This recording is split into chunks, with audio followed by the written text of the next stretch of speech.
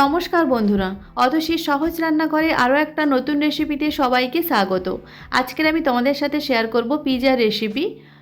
বাচ্চা থেকে বড় সকলেরই পিৎজা ভীষণ পছন্দ, তবে বাইরে থেকে না কিনে বাড়িতে বানানো পিৎজা ভীষণ স্বাস্থ্যকর হয় আর খেতেও অনেক বেশি ভালো হয়। দেখে নেওয়া যাক আজকের আমার এই সহজ রেসিপিটি। প্রথমে আমি একটা মিক্সিং বোল নিয়েছি, তাতে আমি দিয়ে দেবো 2 কাপ ময়দা। তারপর মাঝখানটা একটু আমি ভাগ করে নেব। তারপর আমি দিয়ে দেবো 100 গ্রাম টক দই। টক দইটা দেওয়ার পর আমি দিয়ে দেবো খুব সামান্য পরিমাণ লবণ, আর দিয়ে দেবো 1 চামচ চিনি, হাফ চামচ বেকিং পাউডার আর খুব সামান্য পরিমাণ বেকিং সোডা। এই সব কিছু দিয়ে দইটা খুব ভালো করে আমি একটু মিশিয়ে নেব আর 1 মিনিটের জন্য আমি রেখে দেব। 1 মিনিট হয়ে গেলে তারপর দইটা ময়দার সাথে খুব ভালো করে মিশিয়ে নিতে হবে। খুব ভালো করে ময়দার সাথে দইটা মিশিয়ে নিতে হবে।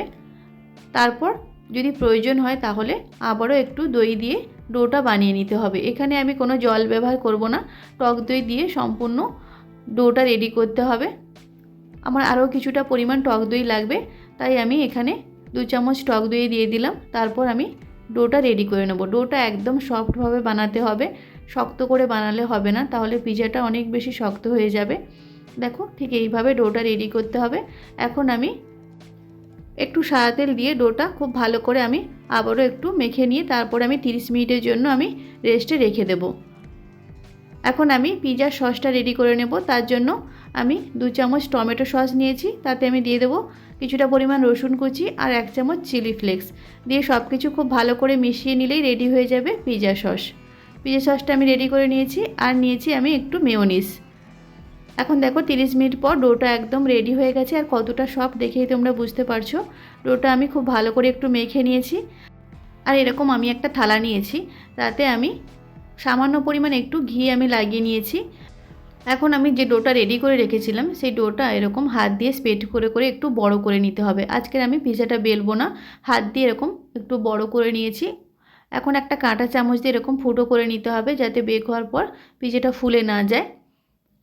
খুব ভালো করে এরকম কাঁটা চামচ দিয়ে ছিদ্র করে নিতে হবে, আর হাত দিয়ে পিৎজার সাইডগুলো এরকম একটু গর্ত করে নিতে হবে, যাতে পিৎজার সসটা দেওয়ার পর বেরিয়ে না যায়।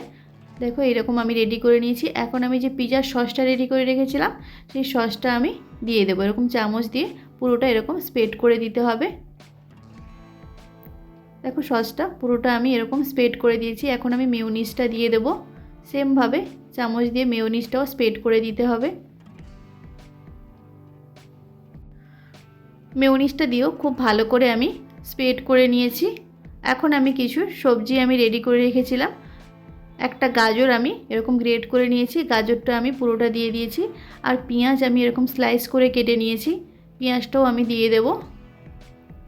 তোমরা তোমাদের পছন্দ মতো সবজি দিতে পারো। এখন আমি ক্যাপসিকামও এরকম লম্বা লম্বা করে কেটে নিয়েছি, ক্যাপসিকামটা দিয়ে দেবো। আর আমি টমেটো দিয়ে দেবো। টমেটোটাও এরকম লম্বা লম্বা করে আমি কেটে নিয়েছি। পিৎজাটা আমি সাজিয়ে নিয়েছি দেখো। এখন আমি দিয়ে দেবো 1 চামচ চিলি ফ্লেক্স আর খুব সামান্য পরিমাণ গোলমরিচের গুঁড়ো। আর সবশেষে আমি দিয়ে দেবো চিজটা আমি এরকম গ্রেট করে দিয়ে দেব। চিজটা দিলে পিৎজাটা খেতে ভীষণ ভালো হয়, যেহেতু ভেজ পিৎজা চিজটা অবশ্যই দেওয়ার চেষ্টা করবে।